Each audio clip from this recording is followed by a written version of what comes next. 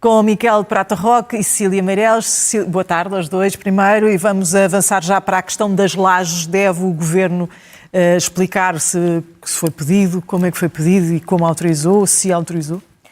Bom, boa tarde. Eu acho que, antes de mais, nós vamos ver muita retórica à volta da questão da base das lajes, mas pouca discordância na questão de fundo. Vamos ver se o Governo deve explicar exatamente ao abrigo de que é que a base está a ser utilizada, como se está a ser utilizada.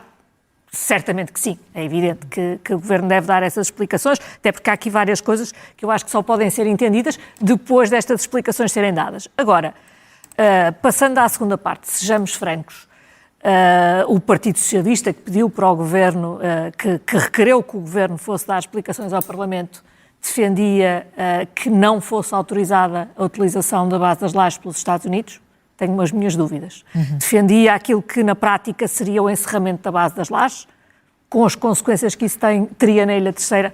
Tenho as minhas dúvidas. E, portanto, eu acho que o que nós vamos ouvir é muita retórica, cheia de críticas ao Governo, dizendo que a autorização que não é tácita e que devia ter sido explícita, etc. E esmiuçando tudo isto, mas na realidade eu acho que há muito pouco, tirando os partidos mais radicais de esquerda, não haverá ninguém que no fundo não ache que esta autorização devia ser dada implícita ou explicitamente. E portanto, se é isto que está em cima da mesa, eu francamente eu acho que o mundo está a um lugar muito imprevisível, coisa que temos vindo a ver e que este fim de semana vimos mais uma vez. E portanto eu acho que quando cada vez mais as relações de força importam, eu acho que ter palavras sem consequências não é uma estratégia avisada. E, portanto, acho que o Governo teve a estratégia correta, que é tentar dizer o mínimo possível nestas circunstâncias, e acho que nós vamos ouvir muita retórica à volta disso, mas, na realidade, ninguém verdadeiramente discorda da autorização, seja ela implícita ou explícita. Miguel. Ou tácita ou expressa. Bom, pelos vistos há alguém que discorda e, portanto, vou tentar expressar os meus argumentos nesse sentido. Em primeiro lugar, há aqui uma questão, desde logo, que me deixa um pouco perturbado. É que há alguém que devia ter sido consultado sobre esta matéria, que é o cidadão que vai tomar posse como Presidente da República na próxima segunda-feira, dia 9 de março. E eu julgo que era importante perceber o que é que o Presidente da República acha sobre essa mesma matéria. Eu estou a partir do princípio que o Miguel sabe que não foi. O que eu estou a dizer a este propósito é o seguinte: já o Presidente Jorge Sampaio, a propósito da Segunda Guerra do Golfo, entrou no fundo num braço de ferro com o governo de então de Durão Barroso, porque Durão Barroso não só acolheu a cimeira nos Açores, que permitiu lançar esse mesmo ataque ao Iraque, como, para além do mais, impediu que as Forças Armadas Portuguesas pudessem participar nesse esforço de guerra. E fê-lo porquê? Fê-lo porque essa ação era uma ação ilegal à luz do direito internacional. Aquilo que eu sei publicamente, não tenho acesso a nenhuma informação privilegiada, é que o candidato presidencial, António José Seguro, quando houve a iniciativa militar dos Estados Unidos na Venezuela, condenou essa iniciativa militar precisamente porque ela era contrária ao direito internacional, que pressupõe a proibição de ingerência de potências estrangeiras no território de um outro Estado soberano. Hoje, nós estamos a assistir uma escalada no processo de atuação militar dos Estados Unidos, porque os Estados Unidos começou por agir em concertação com Israel no território da Palestina, invocando, nesse caso, legítima defesa. Pode-se discutir o argumento, a Carta das Nações Unidas permite a reação de legítima defesa não preventiva, mas exatamente imediata ao acontecimento de uma agressão, podia-se ser discutida. Depois, quando chegamos à intervenção militar, os Estados Unidos invocam, quando falamos no rapto, no sequestro de Nicolás Maduro, os Estados Unidos diz que falo porque há acusações criminais, de acordo com a lei americana, contra o chefe de Estado venezuelano. Agora não há argumento. Agora não há nenhum argumento à luz do direito internacional. Porque eu não gostava que nós nos habituássemos... A ameaça global não é um argumento? Eu gostava que nós não nos habituássemos a este ambiente de que tudo é lícito no plano internacional e de que a guerra é algo normal. A guerra é uma exceção. Mas dito isso, e desde a Segunda Guerra Mundial... não é uma ameaça mundial? Bom, quando foi feita a intervenção na Segunda Guerra do Golfo Pérsico, também havia a invocação das armas de destruição maciça. E essas armas de destruição maciça não existiam depois de haver boots on the ground. Existe neste momento uma agência internacional de vigilância de energia nuclear que não dá cobertura a essas alegações por parte dos Estados Unidos da América.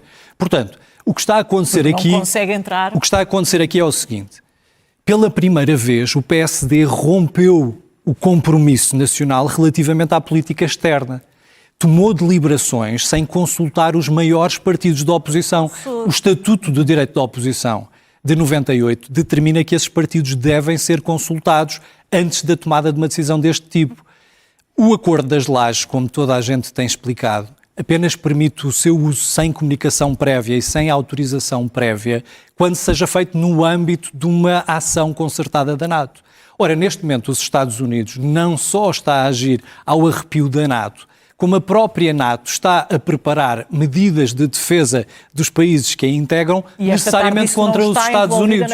E, portanto, reparem bem, o Presidente Cavaco, só mesmo para terminar... Se calhar para termos aqui um debate e isto não serem só mesmo para monólogos, terminar, mas então eu até te permito este argumento que vai permitir debate entre nós.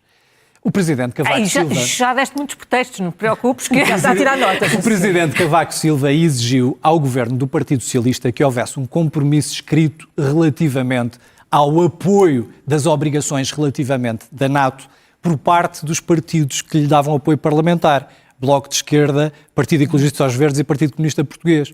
E, portanto, parece importante esse consenso sobre a intervenção da NATO enquanto uma aliança transatlântico promotora da paz.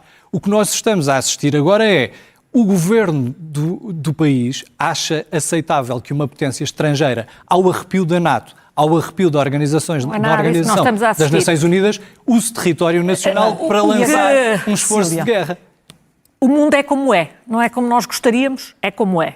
E eu, se o Miguel Prata Roque me disser, preferias o mundo governado pelo direito internacional ou o mundo governado com todas as suas imperfeições ou o mundo governado por esta coisa de força, eu preferia pelo direito internacional com todas as suas imperfeições.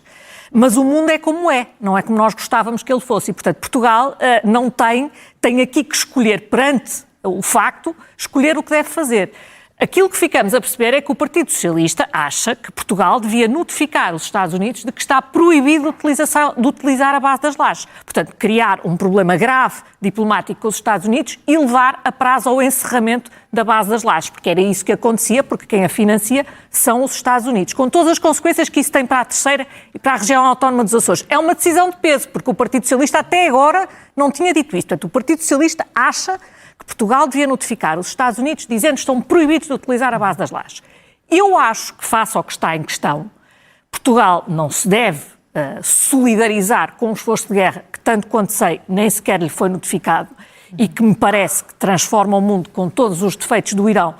Não me parece que seja um precedente particularmente recomendável, mas aquilo que Portugal tem que decidir é muito simples. É se faz esta notificação dizendo que estão proibidos de utilizar ou se mantém uma relação diplomática. Eu acho que deve manter uma relação diplomática com os Estados Unidos e deve manter a base das lajes. Sim, acho, e isto quero deixar claro, acho que o Presidente da República deve ser informado e, mais do que informado, deve ser consultado. Parece-me isto uma evidência. Portanto, desse ponto de vista... O que está em funções e o que Exato, o que está em funções e o que entrará em funções, como é evidente. Acho que se deve fazer tudo para se manter um consenso nesta matéria.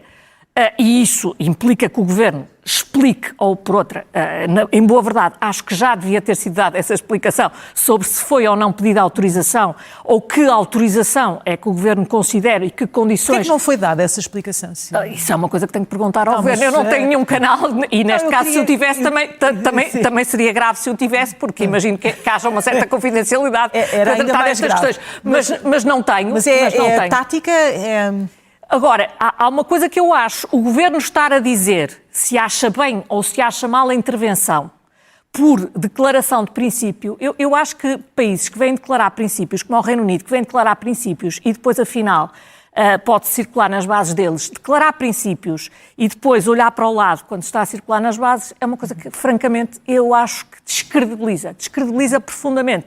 E, portanto, das duas uma, ou nós achamos tudo isto inaceitável e retiramos daí uma consequência, e a consequência é grave para a Ilha Terceira, ou seria muito grave para a Ilha Terceira, para os Açores e, consequentemente, para Portugal, porque aquilo é Portugal, ou então eu acho que o aconselhável é dizer o mínimo possível. Eu acho que o Governo está a dizer o mínimo possível. Acho que, obviamente, tem que dar explicações no Parlamento, tem que dar explicações aos partidos da oposição. Espero que tenha sido coordenado com os Presidentes da República, quer o futuro, quer o que ainda está em exercício. Agora, acho que nós estarmos aqui no meio de uma disputa, que, vamos ser francos, estamos numa disputa, portanto, perante os Estados Unidos e o Irão. Eu não aprecio este tipo de disputas. Mas, sejamos francos, entre o Irão e os Estados Unidos também não tenho dúvidas de quem é que Portugal deve defender e ao lado de quem é que se deve posicionar. E parece-me manifestamente que não é ao lado do Irão, que é o último dos países do mundo a poder usar o direito internacional, porque se há coisa que nunca houve no Irão, ou pelo menos que não há algum tempo no Irão, é o direito, seja ele internacional ou mesmo nacional, o que há uma teocracia e uma base bastante... Miguel, existia, equacionava essa hipótese de um não... Como se prepara para fazer a Espanha? Não utiliza e pronto? Pessoalmente com certeza. Mas eu queria dizer aqui várias coisas. Não há nenhuma dúvida de que o Irão é uma ditadura e uma ditadura teocrática. Por exemplo, em 2025, de acordo com dados da Amnistia Internacional, foram executadas 2.100 pessoas, a maior parte delas por enforcamento, e algumas delas em público, precisamente para servirem de aviso. E os corpos expostos durante certo. dias. E eu, se me dessem escolher entre ser enforcado ou apedrejada, na sequência dos protestos do ano deste ano, já de 2026, estão 30 pessoas a aguardar a execução da pena de morte, incluindo algumas menores de idade. Foram detidas 53 mil pessoas arbitrariamente, sem direito a julgamento, sendo espancadas, sendo torturadas, desaparecendo e não se sabendo o paradeiro dessas mesmas pessoas.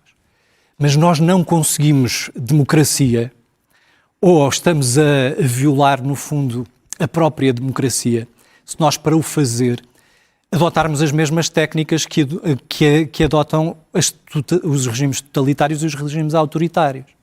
E a questão é, o Irão já teve esperança. Em 1997, o Mohammad Khatami foi eleito presidente com 70% e fazia parte da ala liberal. Defendia a abertura da sociedade civil, uma maior liberdade cultural, o respeito pela diversidade religiosa.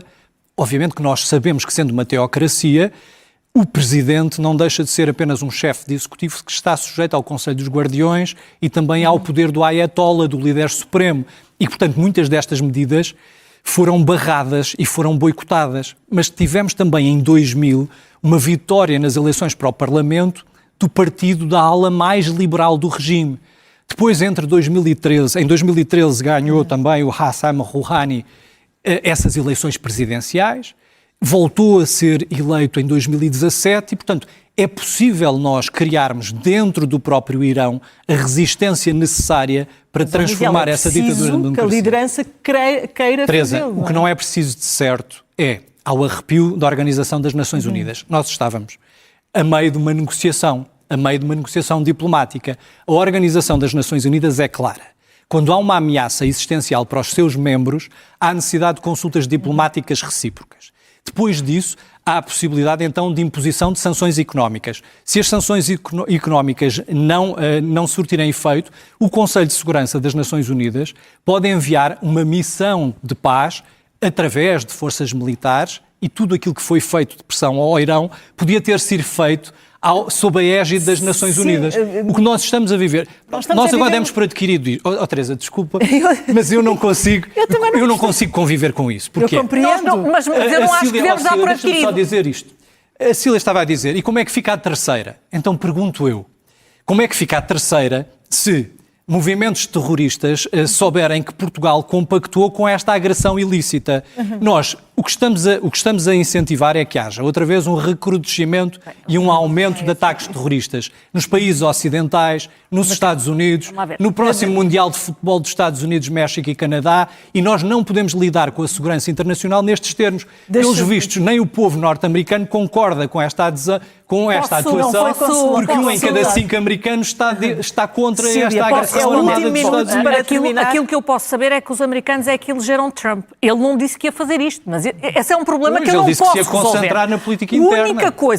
O único problema que ou que nós podemos resolver é o que é que o nosso país vai fazer no meio deste mundo que é mais incerto. Ninguém me ouvirá aqui dizer que o objetivo final desta intervenção é trazer a democracia ao Irão. Porque eu não sei se é esse o objetivo final. Na Venezuela não foi. E se me disserem assim, a Venezuela e o Irão são regimes odiosos. São. Mas o precedente que nós estamos aqui a estabelecer pode um dia aplicar-se a um regime que já não nos pareça odioso. Que nos pareça até bastante aceitável e que tenha sido escolhido legítima e democraticamente pelos seus. O que é que nós vamos dizer nessa altura? Por isso é que eu não gosto, e por isso é que eu não gosto da política externa de Trump. E por isso é que eu quero que o meu país esteja bem defendido para no dia em que o interesse essencial seu for ameaçado, poder com independência. Se os aviões que estivessem a passar na base das Lajes ou o abastecimento que estivesse a passar na base das Lajes fosse a ameaçar o território dinamarquês, eu aí diria, o país tem que proibir os Estados Unidos de utilizar a base das Lajes. Agora, aqui, acho que é o momento de Portugal e Europa falarem menos e fazerem mais. A Europa está já a discutir também a questão nuclear. Ficamos para a semana com esse tema, que eu gostava imenso de ouvir a vossa opinião. Obrigada.